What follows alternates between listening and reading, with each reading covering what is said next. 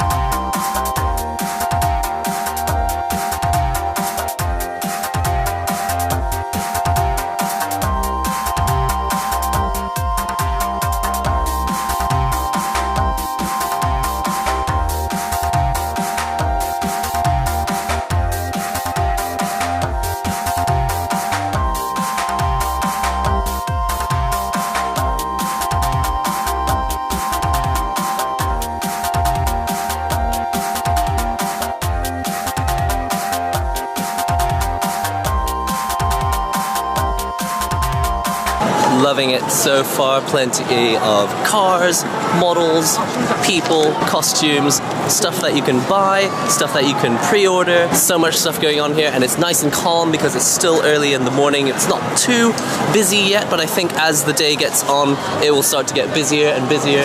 Already enjoying it quite a lot more than Tokyo Comic Con, which was a little bit...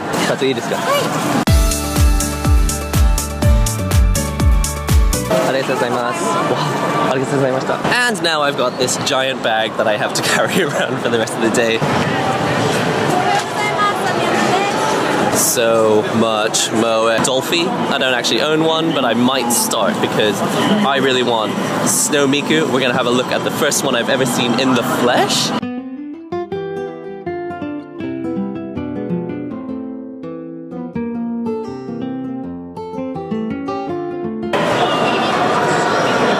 You knew it had to happen. It's the Super Sonico booth. I'm not sure if my heart is prepared for this, but we're gonna go in and try.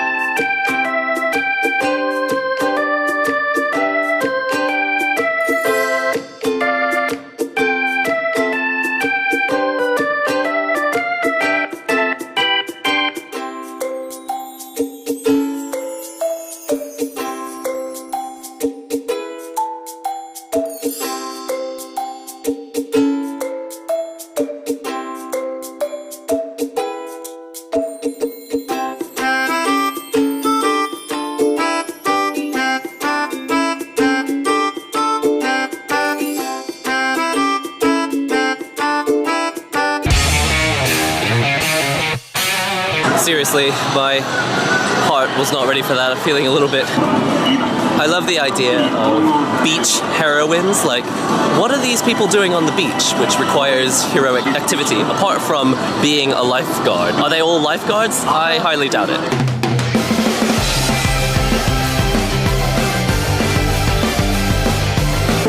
Wow.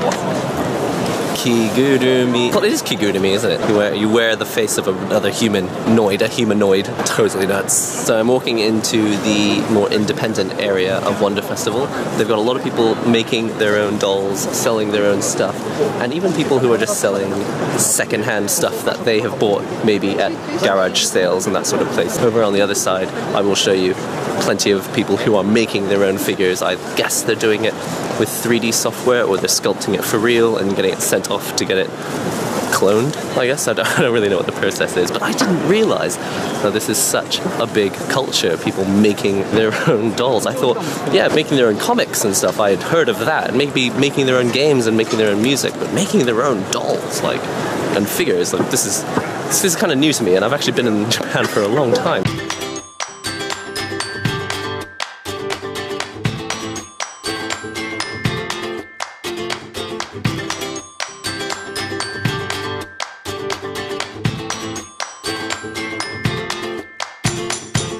Totally blows my mind that people could make this stuff by themselves. I mean, I guess they're a mixture of professionals and independent makers as well at home, but it's so awesome that there's a place for them to come and sell their stuff, talk to other creators who also make stuff.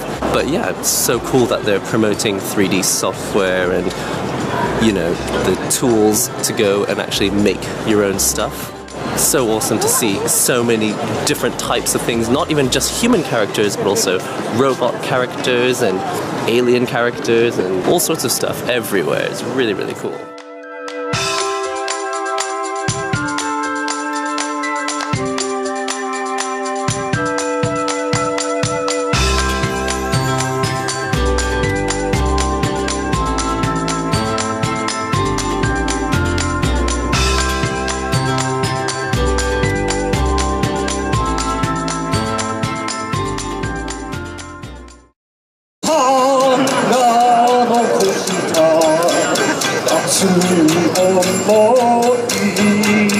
Alright, so I've just finished at Wonder Festival, which turns out to be a place of very wonderful things. I got this, I'm quite proud to say. This was sold out, and you can only buy this at Wonder Festival on the day, I think, because I think it's only a one-day event. I think there might be a couple of them. There might be like a summer version and a winter version.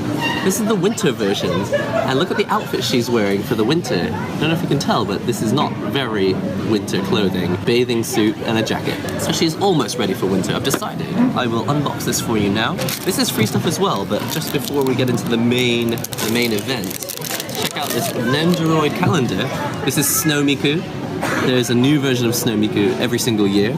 Good Smile came out with a new statue of last year's Miku, and presumably next year we'll get the model of this year's Miku. It's always a year out, but it looks like they've got various Good Smile. You're never supposed to do this, right? You're never supposed to check out the months before, but we can't help ourselves. Actually, you're seeing stuff before I see it, but there was a lot of this. Not as many as I thought. I thought it was gonna be nothing but those guys, but there were a few. Not as many as I was expecting. This was limited edition, I think, as well. Well, not limited edition, there was just limited stock. But it went on sale as of today, and I think they had them at the place, but I only had so much money. I spent 6,800 yen on this. You're never too old to buy toys.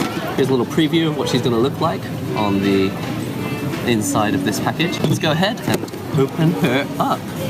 Something I never thought I would say. Hang on. It's something sharp. Not my intellect. Open up the box, Nihongo Gamer.